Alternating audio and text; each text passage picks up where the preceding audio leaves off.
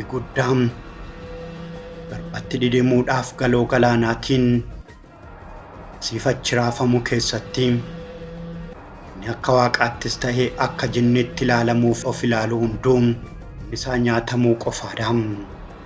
Warri keenya gaafa mammaakan dhirsaa fi niitii muka tokkorraa muru jedhu. Warri dhirsaa fi niitii laga tokko waraabu jedhanis jiru. Kana qofaas miti. Qodaa wal fakkaatu wal cinaatti fannisu jedhamees wal fakkeenya abbaa sabboo fi haadha sabboo ibsu.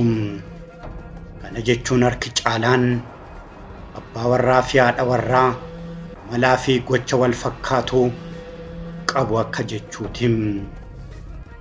Garuu ammoo kun yeroo hundumaa dhugaan ta'u. Isaa'u jabana waan hunduu ammayyummaatti ilaalamu kana keessaa wanti itti yaadanii raawwannee yaada namaa hataa.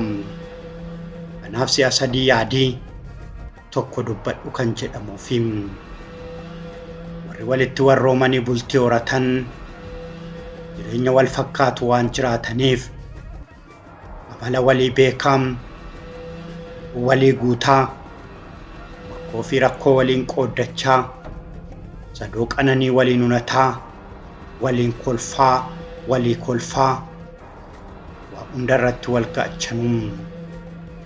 Gaafa kaan ammoo wal lolaa, wal araarfachaa, walitti mufachaa walii dhiisaa, icciitii walii seeqaa, fedhaa fi kaayyoo walii galmaan gahuun suutaa wal baranii dhumarratti amala wal fakkaatu horatu.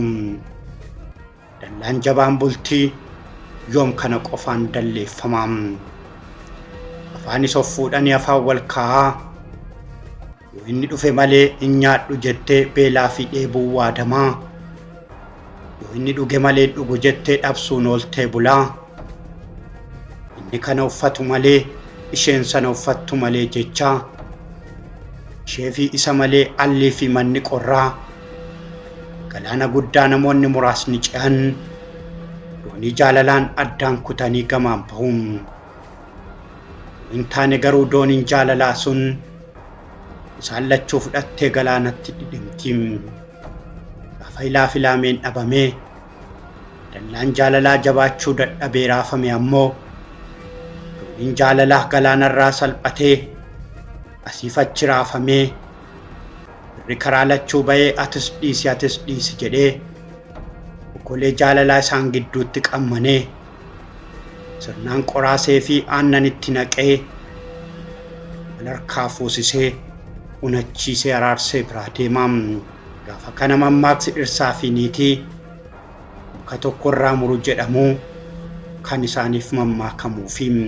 Hanga sana hin guunnetti garuu dhirsaa fi niitii laga tokko osoo hin taane laga adda addaarraa muka tokkorraa osoo hin taane muka garagaraarraa muran jechuudha.